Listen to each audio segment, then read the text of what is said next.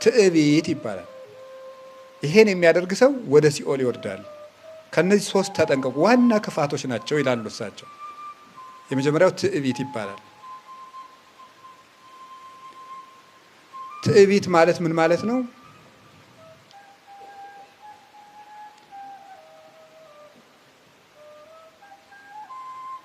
ትዕቢት ማለት ለራስ የመጨረሻውን ቦታ መስጠትና ሰውን እንደ አንበሳ መናቅ ማለት ነው። ይሄ ትዕቢት ይባላል።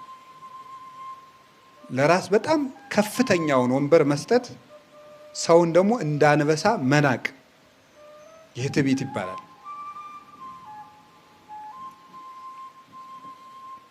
የላይኛው የኔ ነው ማለት፣ የላይኛው እርከን የኔ ነው ማለት፣ ሰዎችን ደግሞ ጨርሶ መናቅ።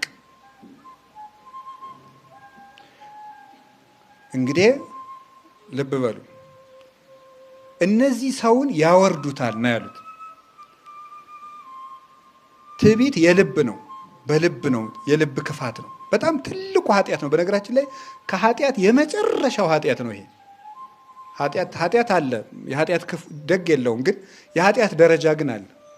የመጨረሻው ኃጢአት ትዕቢት ይባላል። የመጀመሪያው ኃጢአትም ትዕቢት ነው። ደግሞ የመጀመሪያው ኃጢአት ማን ነው የሰራው? ዲያብሎስ ነው የሰራው። ትንቢተ ኢሳይያስ ምዕራፍ 14 ላይ እፎ ወድቀ ኮከበ ጽባህ፣ ያ የንጋት ኮከብ እንዴት ወደቀ ይላል። ለምንድን ነው ያ የንጋት ኮከብ የወደቀ? የንጋት ኮከብ የተባለ ዲያብሎስ ነው። ለምንድን ነው የወደቀ? እኔ እግዚአብሔር ነኝ ብሎ ስላሰበ። ይህ ትዕቢት ይባላል። እኔ እግዚአብሔር ነኝ፣ የሌለውን ማንነት፣ ያልተሰጠውን ማንነት እኔ እንዲህ ነኝ ማለት አውርዶ ጣለ። እግዚአብሔር ይገርማችኋል፣ ዲያብሎስን ከመላእክት በላይ አድርጎ ነው የፈጠረው። ከመላእክት ሁሉ በላይ ቢያደርገው እግዚአብሔር ነኝ አለ። ከመላእክት በላይ አድርጎ ቢፈጥረው ምን ይመኛል? ደግሞ ጭራሽ እግዚአብሔርነት ተመኘ። እግዚአብሔር ያንኑ አሳጣው። ባደረው ጨለማ ጠቅልሎ አንጦሮጦስ አወረደው። ከምድር በታች ገሃነም አወረደው።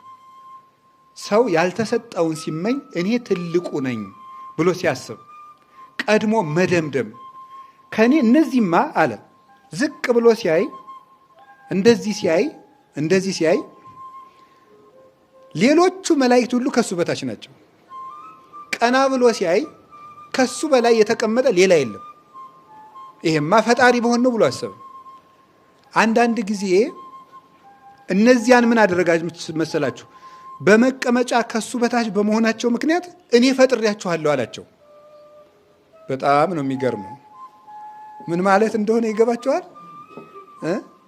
ነው አይገባም? ይገባል መሰል ነው። ገብቷችኋል ወይስ እንዴት ነው? በቦታ ከሱ በታች ስለሆኑ ምናችሁ ነኝ አላቸው።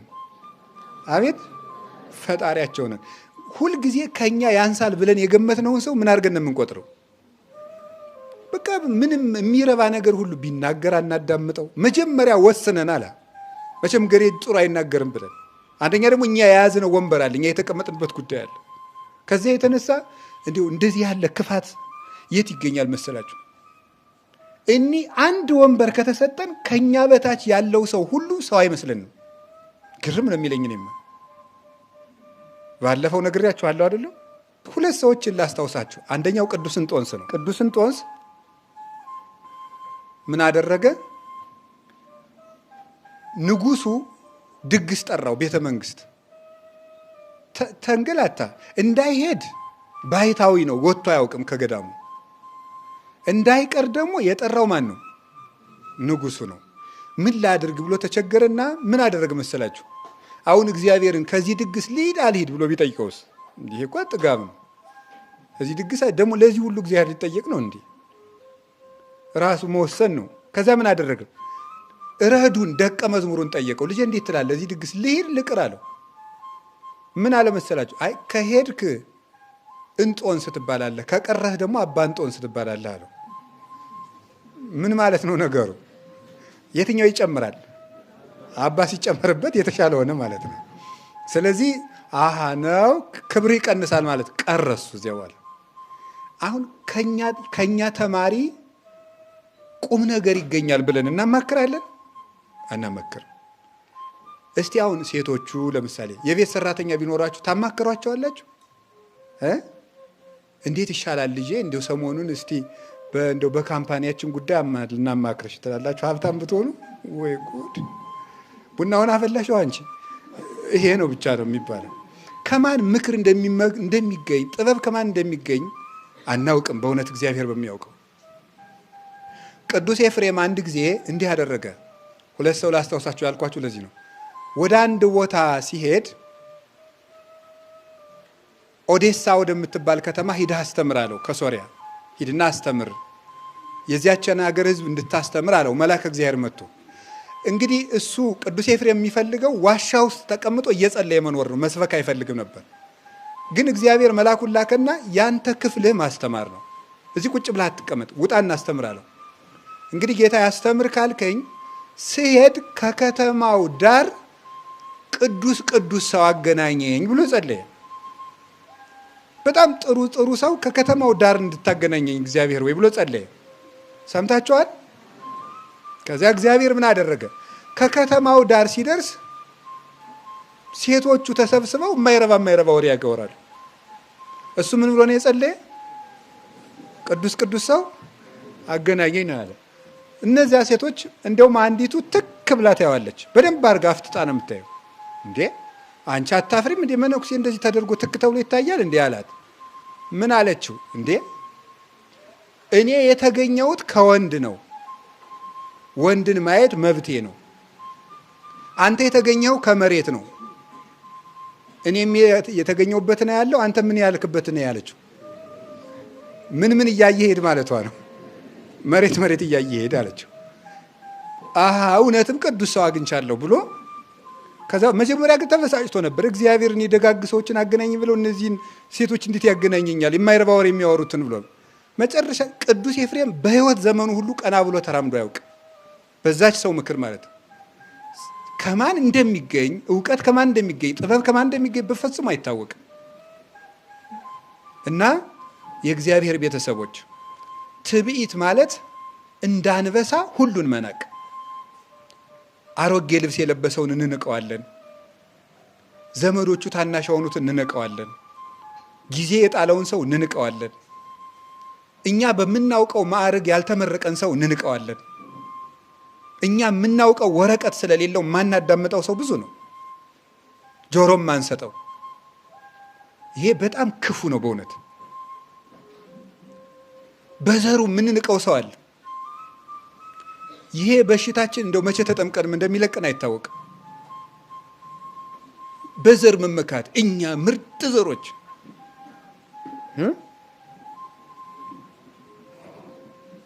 ይህ ትዕቢት ነው። እግዚአብሔር ልንገራችሁ፣ እግዚአብሔር በምድር ላይ ትዕቢተኞችን ሲያዋርድ ነው የሚኖረው። ሲያዋርድ በዘሩ የሚመካ ሰው ካለ ያንን ዘር ድምጥማጡን እልም ነው የሚያደርገው መድኃኔዓለም። እርግጠኛ ሆኜ ነው የምነግራችሁ። እስራኤል ምን ብለው ያስባሉ? የእግዚአብሔር ምርጥ ሕዝቦች እኛ ነን ይላሉ። ሌላው ሁሉ ለእኛ መገልገያ የተፈጠረ ነው ብለው ነው የሚያስቡት። እግዚአብሔር ምን ያደርጋቸዋል? እነሱ እንደዚህ እያሉ ሲመኩ ወስዶ እነሱ በሚንቋቸው ግብፅ ውስጥ ያከርማቸዋል። እነሱ በዘራቸው ሲመኩ ማንም ምርጥ ሕዝብ እስራኤል ነው ሲሉ ፋርስ ወስዶ ይገዛቸዋል። ለዚህ እኮ ነው አያቶቻችን የአብርሃም ዘር ምርጦቹ ሲሉ የዳዊት ዘር ሲሉ የዳዊት አያቱ ሩት ናት፣ ሩት ደግሞ ሞዓባዊት ናት፣ ዜግነቷ እስራኤል አይደለም ብለው እንዲዋረዱ ዳዊት ከሞዓባዊቷ እንዲወለድ አደረገ እግዚአብሔር። ስለዚህ እግዚአብሔር የሚመካ ሰው አይወድም። ወገኖች እዚህ አዳራሽ ውስጥ የተሰበሰብን ሁሉ ይሄ ተጠርጎ ሊወጣልን ይገባል። ይሄ ጭንቅላታችን ካለቀቀ አንድንም። ትዕቢት ሰውን ወደ ሲኦል ያወርደዋል። ዲያብሎስን ያወረደው እሱ ነው። አባታችን አዳም እናታችን ሔዋንን ያወረዳቸው ምንድን ነው? ነገሩኝ እንጂ ትዕቢት፣ አምላክነትን በመፈለጋቸው የበላይ ከፍ ማለትን መውደድ፣ ያንን አውርዶ ጣላቸው። መቀመቃት አውርዶ 5000 ዘመን ስንማቅቅበት የኖር ነው ይሄ ነው። ዛሬም እናታችን ሔዋን ለልጆቿ ያወረሰችን መማቀቅ ከዚያ ክፉ ምኞት የመጣ ነው። ከፍ ማለትን መውደድ።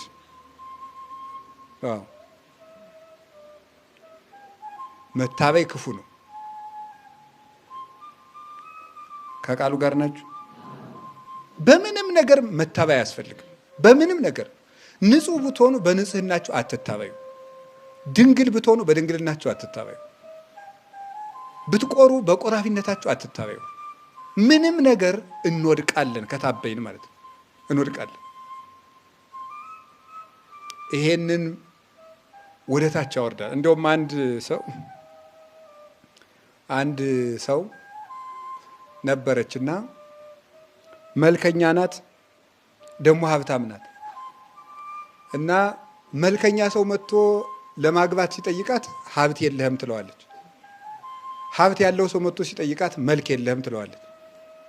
መልክም ሀብትም የያዘ ሰው ሲመጣ ደግሞ ዘመዶችህ ዘርህ ጥሩ አይደለም ትለዋለች። ሶስቱንም ያሟላ ሲመጣ ደግሞ ከቤተ መንግስት አልተወለድክም ትለዋለች። እንዲህ ያለች ስትበጠብጥ ኖረች። መጨረሻ ላይ ምን ቢሆን ጥሩ ነው መሰላችሁ? የስንት መኳንንት ልጆች ሲለምኗት እምቢ ብላ ማን ቢያገባት ጥሩ ነው? የሆነ ወራዳ ጠንቋይ ምን አድርጎ ነው ያገባት? ልነግራችሁ እኮ ነው። ክብር አይደል የምትፈልግ? ምንድን ነው ያደረገ? ሰው ሁሉ እንዲሰግድልሽ አደርጋለሁ አላት። እሺ አጋንንቱን ምን አደረጋቸው? እኔ ሰውን ለጥንቆላ ስሰበስበው እናንተ ደግሞ በአየሩ ላይ በምታት አርጤምስ ነው የምትባል ስሟ፣ ለአርጤምስ ያልሰገደ ይጠፋል የሚል ድምፅ አሰሙና እግዚአብሔር አዘዘን ብሎ ሰው እንዲሰግዳል። ሰውን ሰበሰበና በዚህ በሰማይ ሆነው ለአርጤምስ ያልሰገደ ወዮለት የሚል ድምፅ ተሰማ። ሰው ደግሞ ይህችማ አምላክ ብትሆን ብሎ ሰገደለ። ሰው ጅል አይደል? ከዚህ በኋላ ስግደቷን ቀምሳ የአንድ ጠንቋይ ሚስቱን አቀረች። ደግሞ እሷ የወለደችው ዜውስ የሚባል የእሷ ልጅ ደግሞ ጣዖቱ ነው። መከራችን እነ ቅዱስ ጳውሎስን ሲያሰቃይ የነበረ ሲያስገድል የነበረ ይሄ ልጅ ነው። መመካት ሰማችሁ? እንደው አብዛኞቻችሁ እዚህ ያገባችሁ ትሆናላችሁ፣ ያለገባም ይኖራል። እንደው ለማግባትም ብዙ አትመጻደቁ ልበላችሁ ብዬ ነው። ገብቷችኋል? አትመጻደቁ። እንደዚህ ያለው እንደው ለእናንተ መላክ የምታገቡ ነው የምትመስሉ አንዳንዶቻችሁ። ይሄን ያሟላ ገነት ውስጥ የምትኖሩ መሰላችሁ እንዴ? እንዲሁ ግርም ነው የሚያደርገው። እንደዚህ ያለ ሰው የት ነው የሚገኘው? ገነት ውስጥ ነው። ወንዶችን ብትሆኑ ማለት ነው። እንደዚህ ያሟላች ትዕቢት ክፉ ነው። እንደዚህ ያለ ይሄ የለውም፣ እንደዚህ የላትም እያሉ መመጻደቅ ልክ ዞ እግዚአብሔርን አመስግኖ መግባት ነው። በጣም ትዕቢት ክፉ ነው። ከቃሉ ጋር ናችሁ? በእንደዚህ ያለ የሚመካ ሰው ወደ ገሃነም ይወርዳል ያሉት ከዚህ የተነሳ ነው። የሚመካ ሰው ትዕቢተኛ ሰው ቁልቁል ነው ዞት የሚወርደው። ራሱን የሚያመሰግን ራሱን የሚያስታብይ ሰው እኔ ከዚህ በኋላ አልወድቅም ማለት ራሱ ትዕቢት ነው። ታውቃላችሁ? እኔ ከዚህ በኋላ ሁለተኛ ኃጢአት አልሰራም፣ ትዕቢት ነው ይሄ። እንደዚህ አይባልም። እግዚአብሔር ይጠብቀን የሚባለው 80 ዓመት ዋሻ ውስጥ የተጋደለ መነኩሴ ነበረ። ከዚህ በኋላ ከተማ ሄጄ 1 ወር አርፌ ልመጣ ነው አለ። ይተው አባ፣ ሴት አይተው ስለማያውቁ ይወድቃሉ አሏቸው። እኔ አባ 80 ዓመት ተቀጥቅጬ ተጋድዬ መላእክትን ለማየት በቅቼ የራስህን ውድቀት ተናገር አሉ። ሄደ፣ ውድቀት ገጠመው። ልጅ ወልዶ ተሸክሞ ይዞ መጣ። እንግዲህ ሰውን ካልሞተ አትመኑት አለ መጥቶ ከገዳሙ። ሰው ሲሞት ነው። ካልሞተ ሰው ገሌ ቅዱስ ነው አይባልም ማለት። ቢሰማ ኑሮስ ምክር እኔ ቅዱስ ነኝ፣ እኔ ንጹሕ ነኝ፣ እኔ አልወድቅም አይባልም። እኔ እንደዚህ አይገጥመኝም አይባልም። ትዕቢት ነው። ቅዱስ ጴጥሮስ ሁላችሁ ትክዱኛላችሁ አላቸው ጌታ። እሱ ምን አለመልሶ? ሌሎች ሊክዱ ይችላሉ፣ እኔ ግን በፍጹም አልክድም አለው። ቅዱስ ቄርሎስ እንዴት ነው እፎ አንቀልቀለ መሰረተ ሃይማኖት፣ አንተ የሃይማኖት አለት ነህ፣ በአንተ ላይ ቤተክርስቲያኔን እሰራታለሁ ብሎት ነበረ። እንዴት የሃይማኖቱ መሰረት ጴጥሮስ እንዴት ወደቀ ይልና ቅዱስ ቄርሎስ አልክድህም ብሎ በመመካቱ ነው። እንዳልክድህ ጠብቀኝ ብሎ ቢሆን ኑር አይወድቅም ነበር ይላል። ስለዚህ ወደ ፈተና አታግባን የምንለው እኮ ፈተና ማለት ፈርቶ እግዚአብሔርን የሚክዱበት ቀን ነው ይላሉ አባቶቻችን። እና እግዚአብሔር የሚራራ አይኖቹ ወደሚመለከቱት ልብ ወደ ተሰበረ ነው። ምስጋና ሲያመሰግኑን ራሱ መቀበል፣ እሱ ከፍተኛ ትዕቢት ነው። በልባችን መቀበል። እግዚአብሔር ከትዕቢት ያድነን፣ ከትዕቢት ያድነን።